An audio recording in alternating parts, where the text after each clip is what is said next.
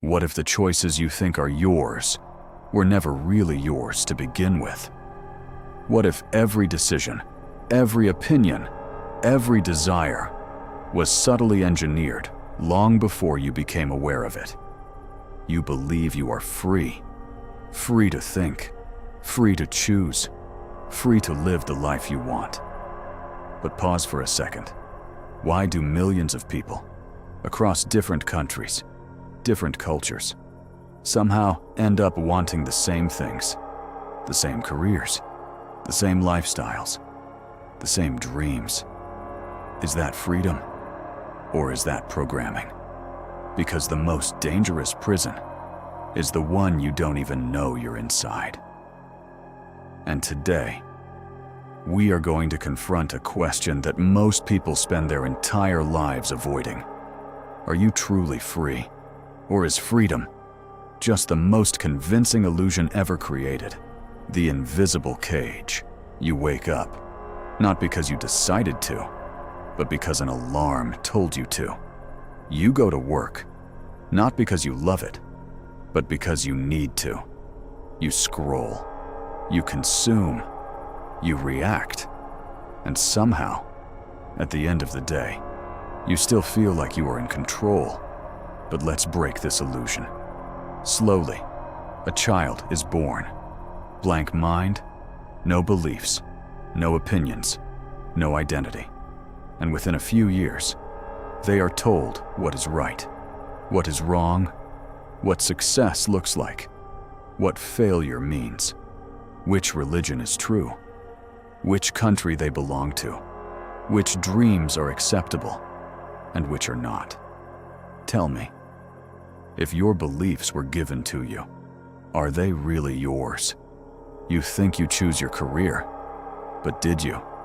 Or were you guided, pushed, subtly shaped by family, society, expectations? You think you choose what you like, but why do trends control entire generations? Why does one viral idea spread across the world in hours? Why do millions suddenly want the same phone, the same clothes, the same life? That is not coincidence. That is influence. Social media tells you what to care about. News tells you what to fear. Education tells you what to memorize. Corporations tell you what to desire. And algorithms, they watch you, study you, predict you, better than you understand yourself. You think you are scrolling, but you are being scrolled. Even rebellion is controlled. You think going against the system makes you free, but most rebellions are already anticipated, already packaged, already sold back to you as another identity, another tribe, another illusion of choice, left or right, this or that, brand A or brand B.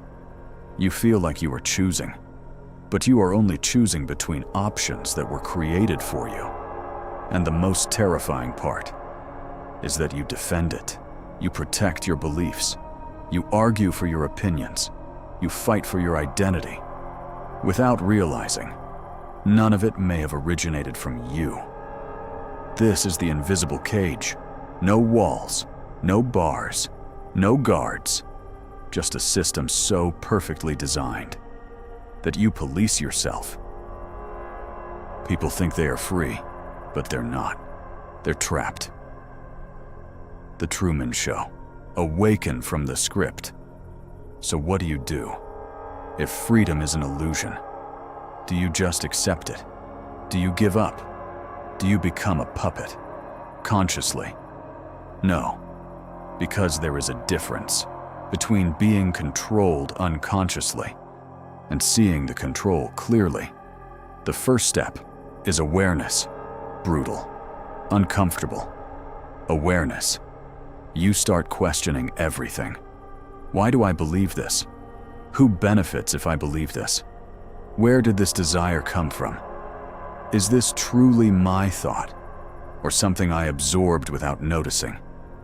This is where most people stop, because questioning your own identity feels like destroying yourself. But that destruction is necessary because the version of you that was built by society was never real to begin with. You begin to see patterns. You notice how emotions are triggered, how fear is manufactured, how outrage is engineered, how validation is addictive. And slowly, you stop reacting. You start observing. Observation is power, because the moment you can see the strings, they start losing control over you. You may not escape the system completely. No one does. But you can stop being blindly controlled by it. Freedom is not about escaping all influence. That is impossible. Freedom is about knowing the influence and choosing consciously, even within constraints. That is a higher level of freedom, a rare one, a dangerous one.